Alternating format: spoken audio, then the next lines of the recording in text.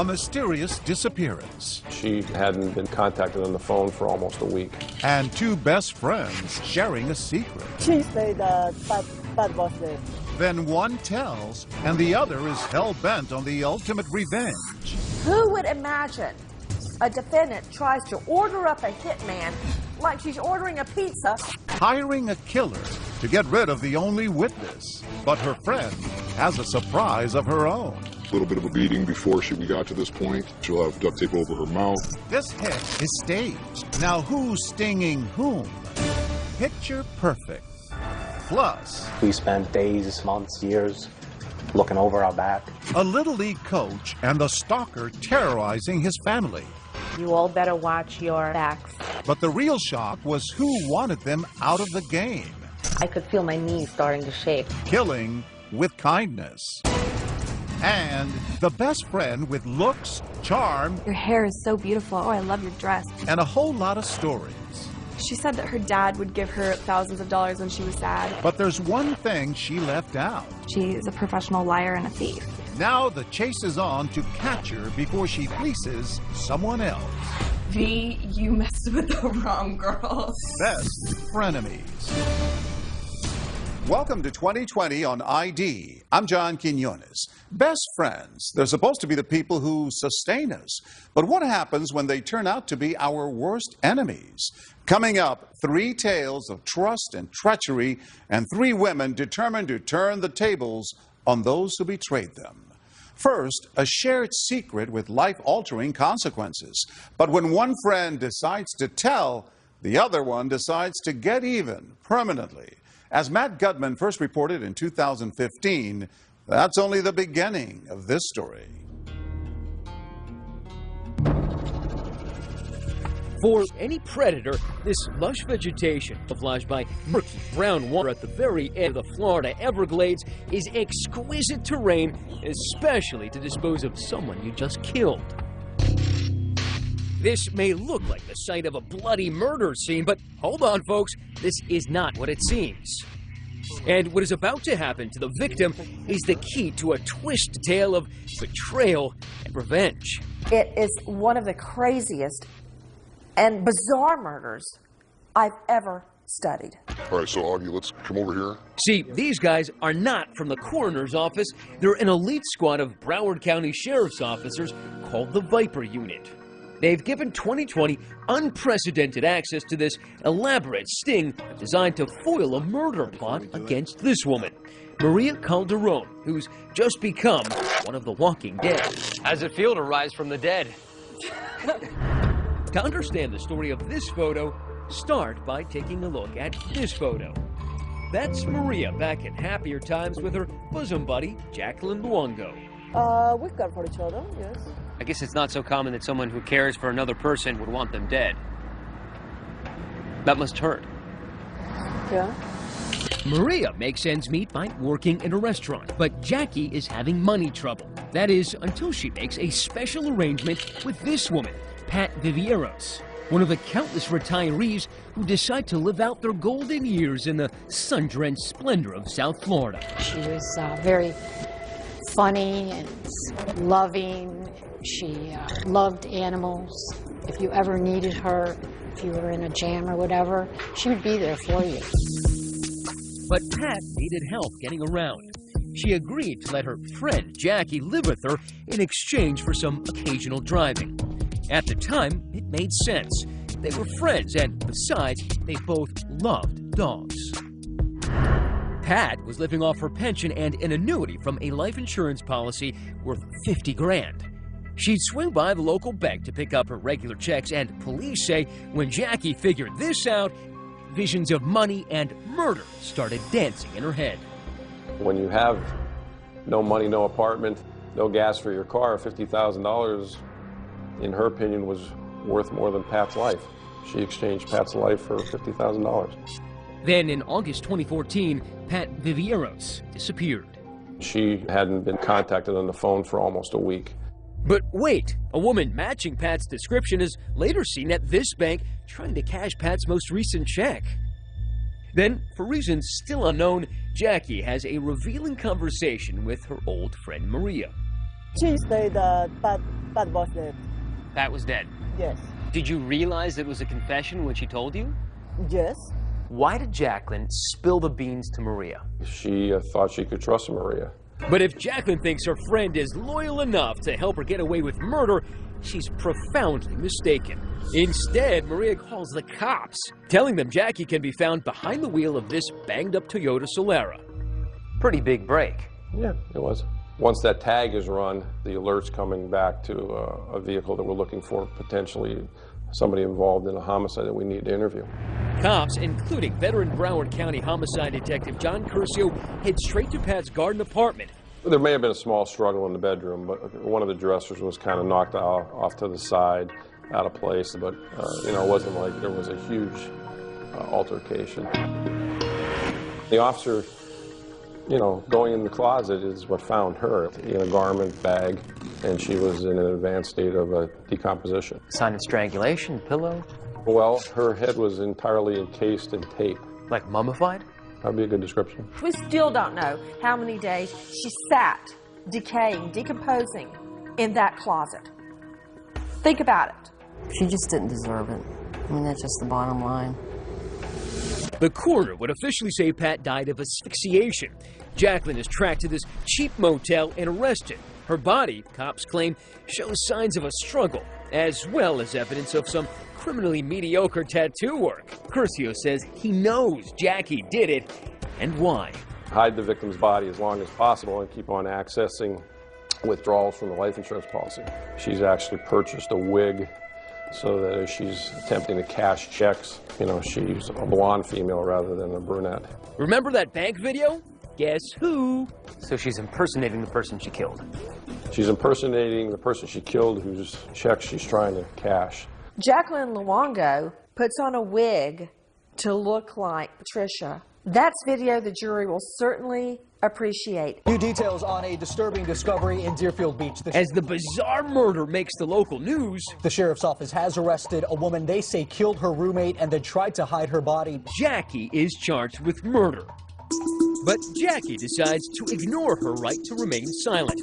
Instead, cops say that from behind the walls and concertina wire of the Broward County Jail, Jacqueline Luongo begins concocting a diabolical legal strategy. She was actively soliciting within her cell a group of people. Does anyone have anyone who could help me remove a witness? Craig Brown runs the Viper unit. He says one of their jailhouse informants has tipped them off. Jacqueline is planning another homicide. I feel like you'd want to keep that kind of thing secret. You'd be surprised. You'd think that, but you know what? There's got nothing but time, and our suspect in this case was actively seeking to anyone who would listen. Hey, do you know anyone who may be able to help me take out a witness? That witness? Who else? Jacqueline's old friend and confidant, Maria Calderon. What could possibly cause this woman to want you dead so badly? Because in her twisted mind, she thought that with no witness, there was going to be no case and she can walk out. Now the Viper unit swings into action, and the sting is on. Hello, this is a free call from an inmate at North Broward Detention Center. The informant puts Jackie on the phone. She thinks she's been hooked up with a bona fide hitman named Neil. At lunch, no less, enjoying some of South Florida's best conch chowder. Hey, Neil. Hey, how's it going? But this guy's really one of Craig's guys. That's why we can't show you his face. You said you want to call somebody? Yeah. Well, what I wanted to talk to you about first is that I had some money in my property. As Neil finishes his meal, the caller orders off the menu. One dead Maria Calderon served cold. The negotiations begin. So you feel comfortable and you know things can be done right? I'll do half up front and half when it's done. So you know you're getting what you want. Okay. And, we talked about 2 and 2 though, right? I thought it was 4. The exact amount is $3,900. That's how much I have. Okay, so all right, call 4. So do 2 up front and the rest when it's done. Okay. The deal is sealed, and apparently so is Maria's fate. For just under $4,000, one murder coming right up. And Neil adds one final touch. When it's done, I was going to show you pictures so you know that it's done. Okay. So you're not going to see it on the news, so I'll take some pictures and you can see the pictures so you know it's done before I get the other half. The Viper unit is playing its mark like a Stradivarius. And before the music stops, Jackie will face a fake hitman, a fake lawyer, and a fake corpse.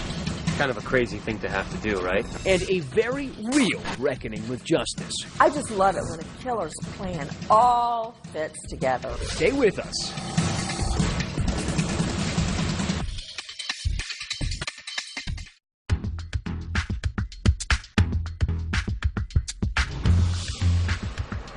It's just another ho-hum perfect day of fresh air and ocean along Florida's Atlantic coast. This is where Jacqueline Luongo yearns to breathe free. Instead, she's doing morning calisthenics inside the Broward County Jail, charged and held for the murder of her roommate Pat Vivieros, and police say her South Florida crime spree is far from over. It's all or nothing for Jacqueline. From jail, she's been trying to hire a hitman to take out the state's prime witness, her former friend, Maria Calderon. I think Jacqueline's mindset was, if I remove this witness, there's no one to keep me in jail. But the Broward County Undercover Viper Unit has hatched a plot of its own. First, an undercover cop posing as Neil the hitman goes to meet Jacqueline in jail. He has to be sure the dastardly plot is real. How confident were you when you were going in there that you were actually going to get her? I wasn't sure what to expect. We've spoken multiple times up to this point. She knew I was coming, so I was pretty confident that it was going to go the way that we wanted. Now, why does she have to kill the witness? Why couldn't she intimidate the witness? Have you beat her up or threaten her or do something? Initially, she talked about that, just sending a message telling the witness not to testify, and then she decided that that wasn't going to work for her. She needed to do more, and she changed her mind and said that she wanted the witness completely eliminated. When I leave you here today, it'll be the last time I talk to you until it's done. Okay, so you're 100%. 200. Okay. While his undercover camera rolls, he jots down the details every hitman needs. Short brown hair, Hispanic, 200 pounds. Okay. The game is afoot. I plan on doing this Saturday night. Call me Saturday night. I'll let you know, yes, we're good. I mean, who would imagine a defendant tries to order up a hitman like she's ordering a pizza behind bars? Not knowing whether Luongo contracted other hitmen to kill Maria, the deputies move quickly. We are there the night they go to brief her on the situation, which they insisted on doing off camera. All right, so we just left Maria. What did she say? She's in, surprisingly enough. She wants to cooperate. I think she understands how serious it is, and she's going to cooperate 100%. Were you surprised? Yeah, I thought it would take a lot more convincing. To have a murder, you need a dead body. Just hours after meeting Jacqueline, I'll just tape it together like that. Our fake hitman and the Viper team have a plan to fake Maria's death, involving a swamp, duct tape, and a bullet hole. Do you want a black eye? And some bruises, or he may be on... This has got to look authentic. So the Broward Sheriff's Office hires a professional makeup artist. And you want to make it look like she has been shot, but it's not too fresh. Right, a little bit of a beating before we got to this point. Now let's do her hands. She'll have duct tape over her mouth, so she was taken from someplace else, brought here, and shot here. So is that a specific color that's just meant to be blood, or can it be used? It's called real blood. It's called real blood. It's kind of a crazy thing to have to do, right? Oh, yeah. Stage your own death. After that quick visit to Marlboro Country, we'll let Maria do the blood. Maria is ready for her close-up. So they're applying even more blood right now. The whole idea here is to make this murder for hire look as convincing as possible. And right now, I gotta say that Maria looks pretty much like a corpse. There is a gunshot wound to the temple, forehead, an exit wound on the other side, dirt on her shirt, her pants, her hands are bound, and of course she's got that duct tape on her mouth. You've staged deaths before. Yeah. Put your legs this way. Put your mouth a little more. You've staged murders before. Yeah. How do people generally react when they have to stage their own murder? We anticipate the blood draining from their face, like, oh my God, I'm shocked. I can't believe someone I know, is making an attempt on my life. And am I in any fear? Is the person in any fear? We didn't get that in this particular case. In fact, Maria seems unfazed. All right. If Jacqueline were here, what would you say to her? Looks pretty good, right? Yeah. The Viper team now has grisly photos to convince Jacqueline they've just killed a girl named Maria. This is probably what I'll show her tomorrow. But would a real hitman risk a return visit to the jail?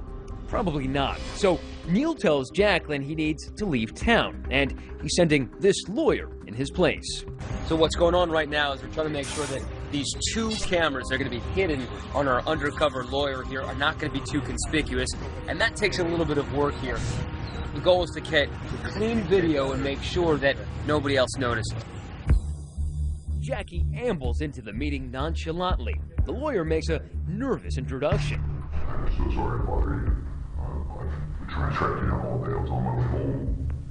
I don't like doing this type of stuff, but Neil is... Well, he's Neil.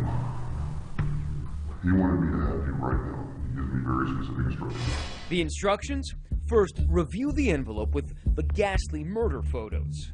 Did she react at all? At first she was kind of shaky when she started reading the note. And she opened up the second, third pages, and, she's kind of looking at the pictures, and she's kind of nodding her head, and just like a acknowledgement. Yeah, she definitely, yep, looks good. All right, perfect. Wow. Then sign off on them, literally. The cops want to make sure they have a case beyond any doubt. It's a way for him just to verify that you saw the pictures. Oh, okay, sure. Can you help me out with that? Yeah, sure. Oh my God, you're such a lifesaver.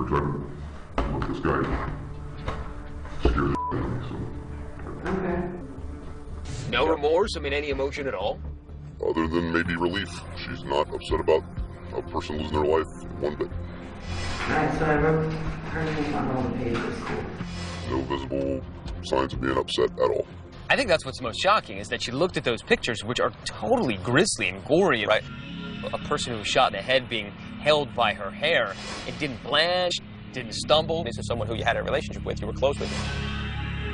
And to have no effect, whatsoever, I think it really shows the mindset of the criminal. It says, I really don't care about anyone else. I'm just worried about my freedom and trying to beat my charge. Hello? Jackie. Afterwards, Jackie even calls her hitman to thank him for a job well done. Hey, how's it going? How did it go? Did he show you the pictures? It was good.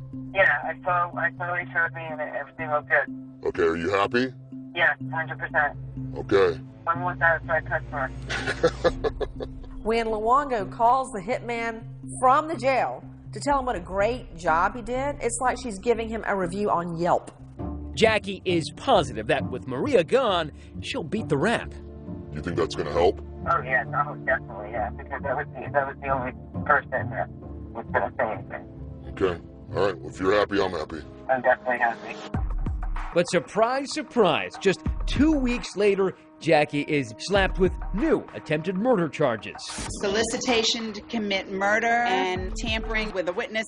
Combined with her previous charge in the murder of Pat Vivieros, if convicted, Jackie is facing the death penalty. She declined 2020's request for an interview.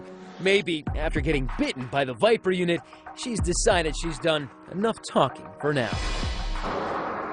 When you put 12 in the box, this case it's like tied up with a bow and sitting on top of the Christmas tree, for Pete's sake, for the prosecution to just take down and hand to the jury. It is extremely rare to be handed a case like this on a silver platter. As of 2015, Jacqueline Luongo is still awaiting trial for both the murder of Pat Vivieros and the attempted murder of Maria Calderon. She has pled not guilty to all charges. When we come back, a family terrorized by anonymous letters. We spent days, months, years looking over our backs. And the uneasy feeling the stalker is someone they know. I know where your wife goes every day. I know where your daughter goes to dance school. I was afraid. Stay with us.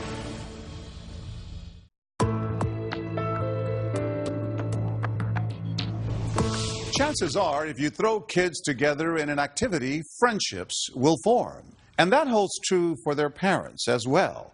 But as Deborah Roberts first reported in 2014, for the family of one Little League player, the gift of friendship masked a sinister plan. Little League season. It's all about team building, right? Well, not exactly.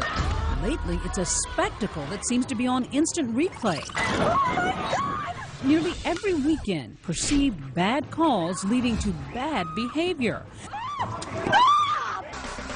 But it's not kid athletes who belong in the penalty box. Stop it, guys! It's their parents. Fists. Four-letter words. Free-for-all brawls.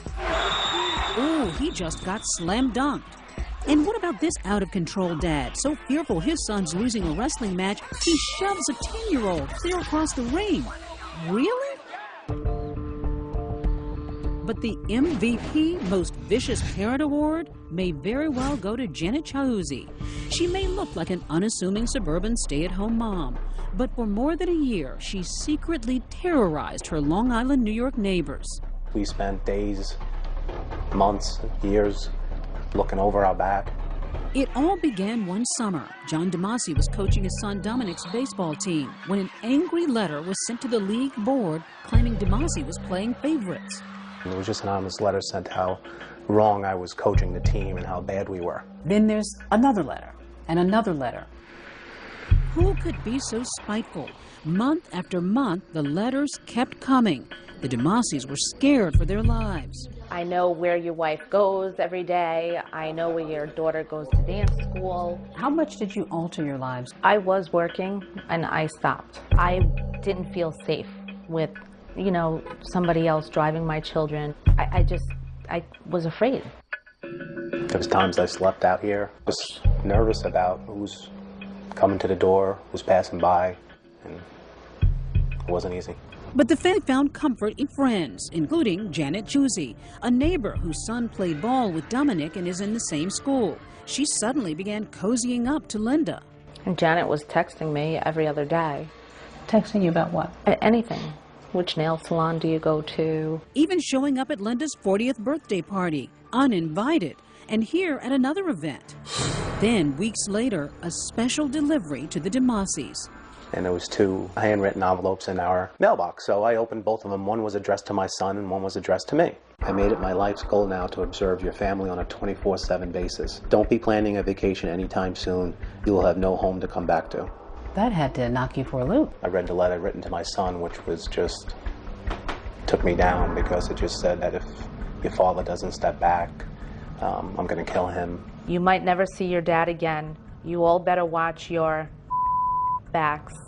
This is no joke. This is as real as it gets. To get the hell out of East Meadow Baseball. That's to a 10-year-old child. Could you believe that this is stemming from Little League baseball? A death threat? No, I couldn't.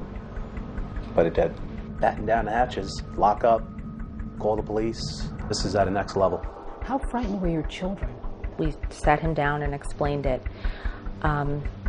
His initial reaction was to put down his glove and his bat and said, you know what, Dad, I don't need to play baseball anymore. Yet the DeMasis refused to give in to their tormentors' demands. John remained the coach, a terrified Dominic still on the team. I was definitely nervous, and when I got up to bat, I felt like someone was always watching me. It definitely made the game more nerve-wracking and harder to deal with.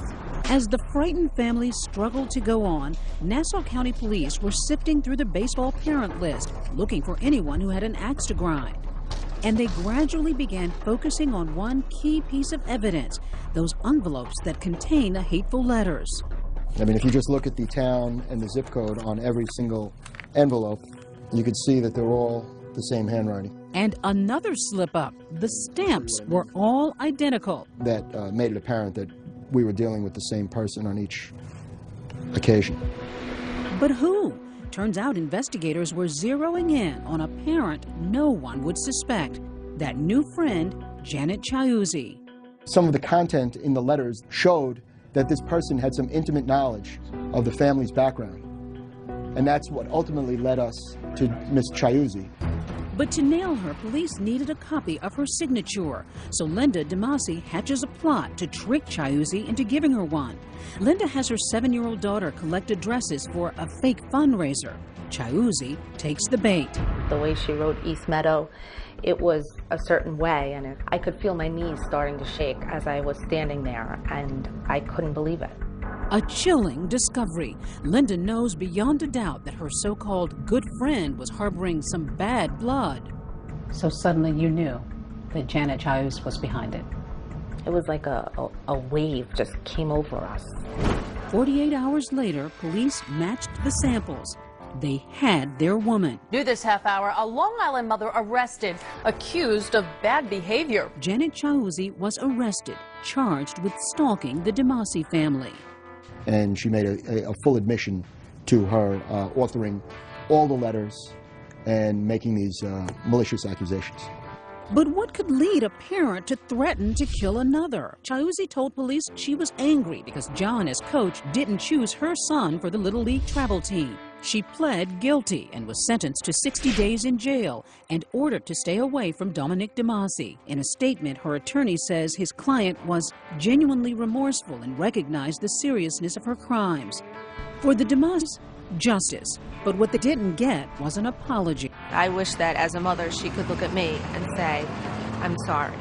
I'm sorry I did this.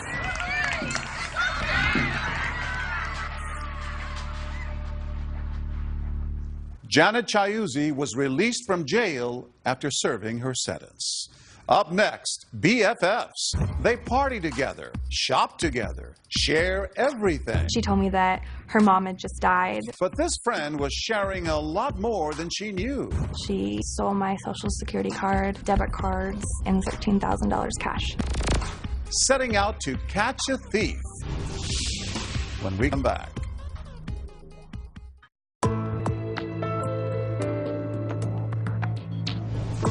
She got their trust. Then she was suspected of getting pretty much everything else. Money, credit cards, even a passport. That's what a slew of young women say about the woman they thought was their BFF. In 2014, Chris Connolly followed her on the run over months and thousands of miles, leading some to ask, with friends like these, who needs enemies? Can we just pretend? Seems like few could set it off in a club like 24-year-old Vichka Lee. Over the top for everything. Rocking a micro mini with looks to thrill. A lot of crop tops, tight pants, sexy. The woman who called herself V enjoyed life on the dance floor. She loved dancing, drinking. At hotspots in and around Portland, Oregon. She likes attention. She liked to stir stuff up, right? Yeah. V's relentlessly over-the-top attitude had its offbeat appeal for young women like Sonia. I mean, I didn't even know the girl, and it was like, oh my god, I love you. We need to hang out again. For Leilani. She uses her cuteness to make friends and boyfriends. And for 22-year-old Taylor Nunes. This aspiring pastry chef says that at the start of their 4-month friendship, V was sweet as pie. Your hair is so beautiful. Oh, I love your dress. Oh, your skin is so nice. Okay, that's like a lot of compliments. Away from the bright lights and loud music, Taylor and others would come to suspect that V was a serial identity thief and that she and her famous duck face liked to stick her pals with the bill. She was really good at telling her lies. She's a professional liar and a thief. Despite early misgivings, Taylor became pals with V, who had money to take her shopping. She'd even consoled Taylor after the death of her beloved Chihuahua, Leopold. After that, she was constantly there for me, and so I thought I could trust her.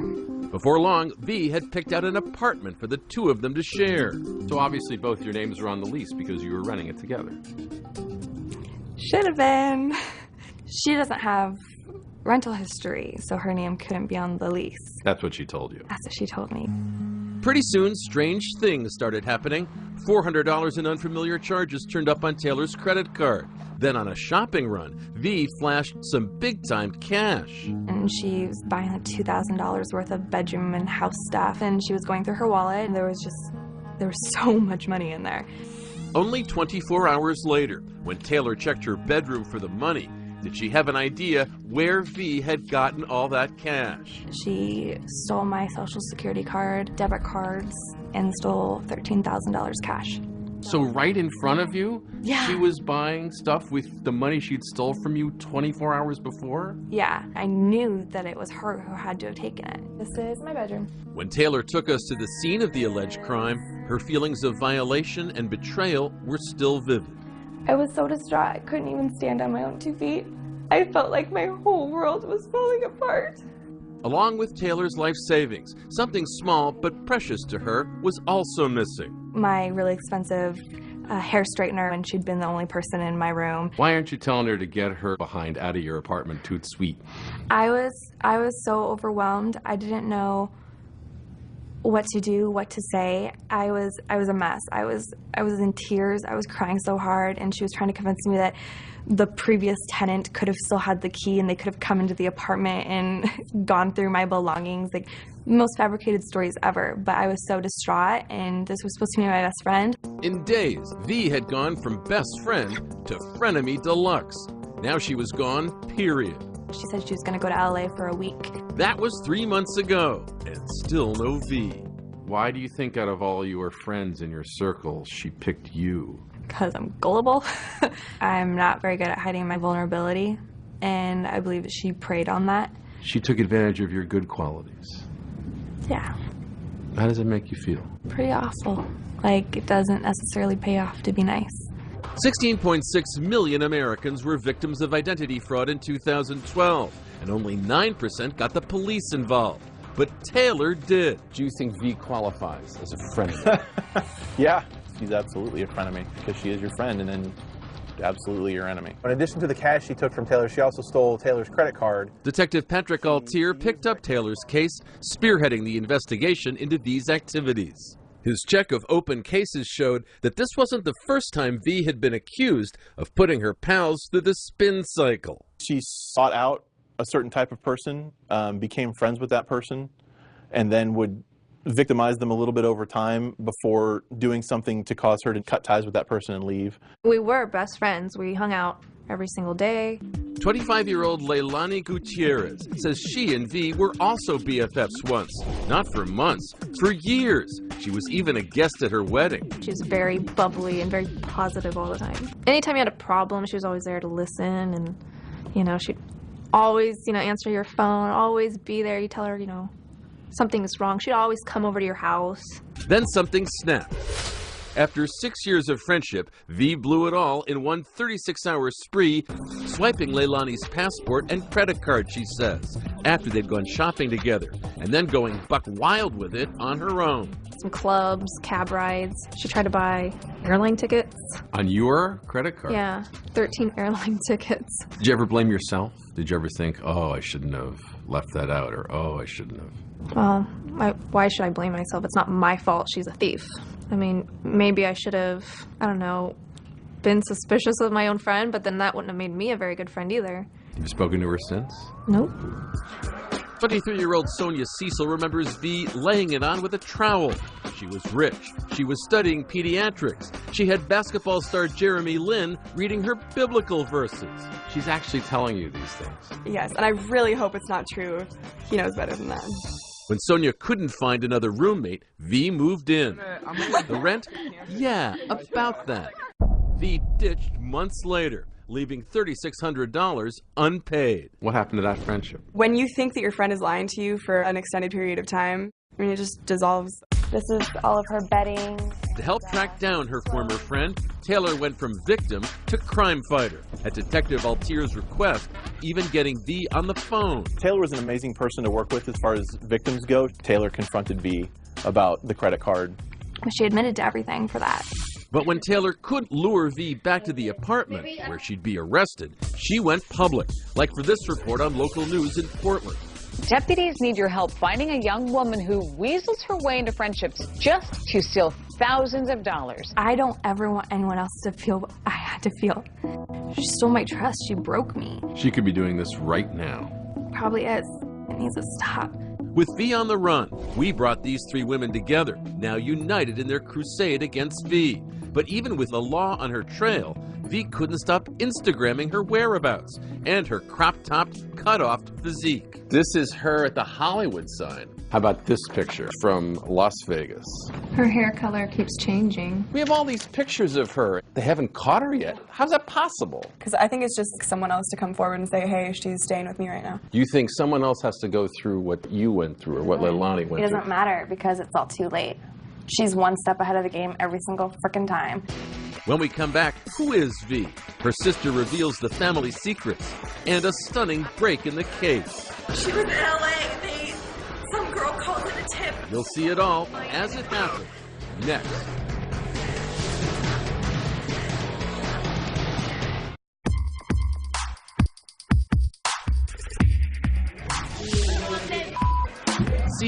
from a life on the lam.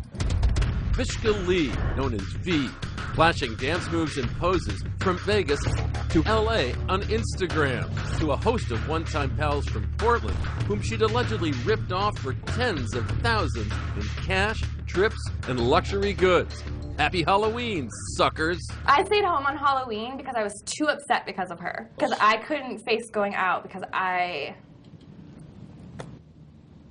hate her so much.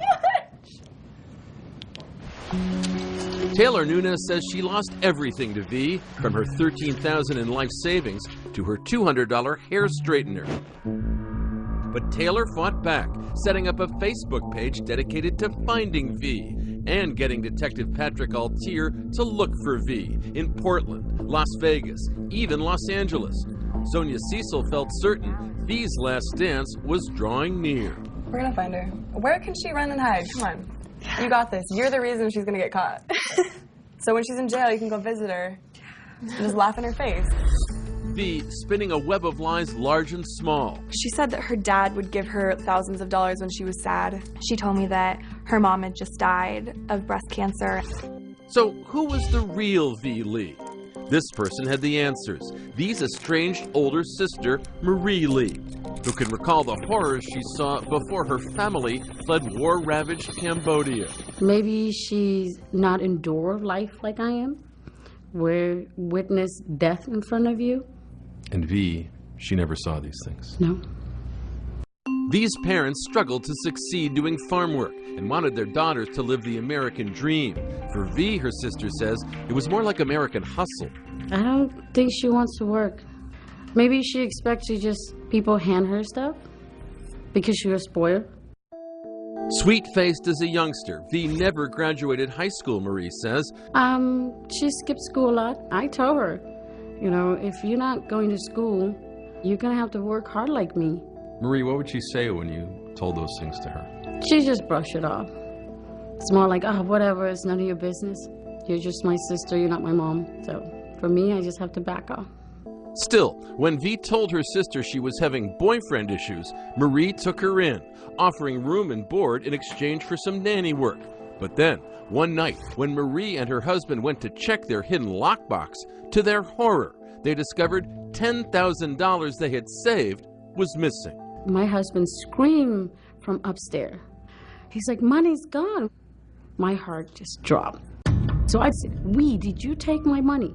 So she denied. I said, who else have access to my room but you? Did she stay in your house after that? No, she never come back. If you can't trust your sister. Yeah, you can't trust anybody. Now V is on the run. Wanted in 2 Oregon counties for forgery and identity theft. V deletes her social media accounts. Location unknown. On the evening of November 12th, Taylor feels certain that V will hit some big city clubs for her birthday the following night. She's gonna find as many rich people to hang around as possible and celebrate her birthday.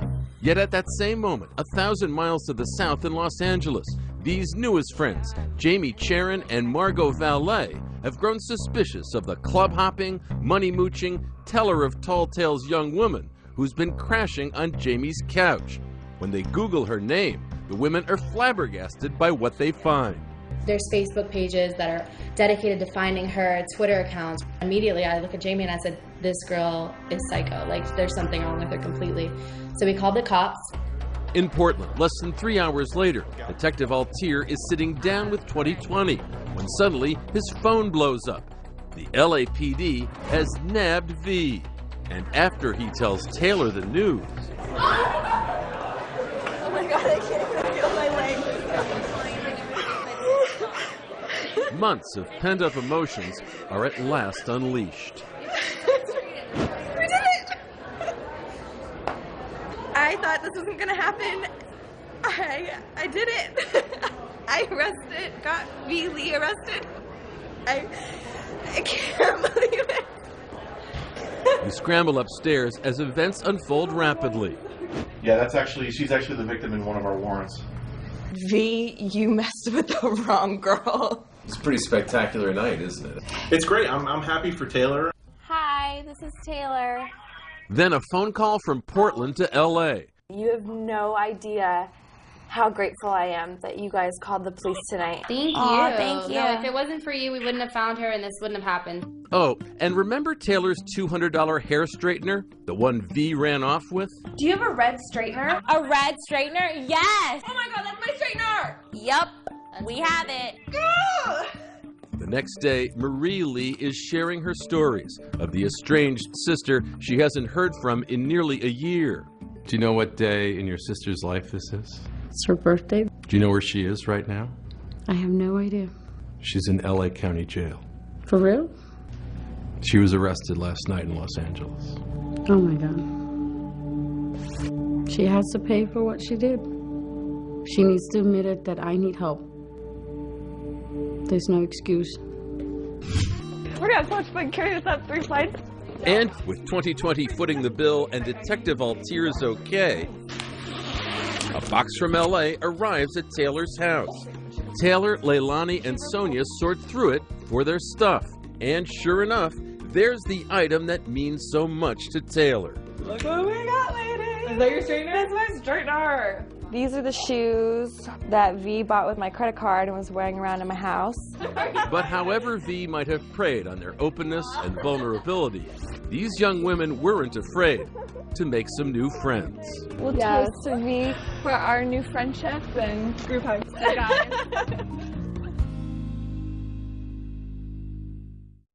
As part of a plea deal with prosecutors in Oregon, Vichka Lee pled guilty to 1 count of first-degree theft and 2 counts of identity theft relating to her interactions with Taylor and Leilani. She was sentenced to 6 months in jail in order to pay restitution in those cases.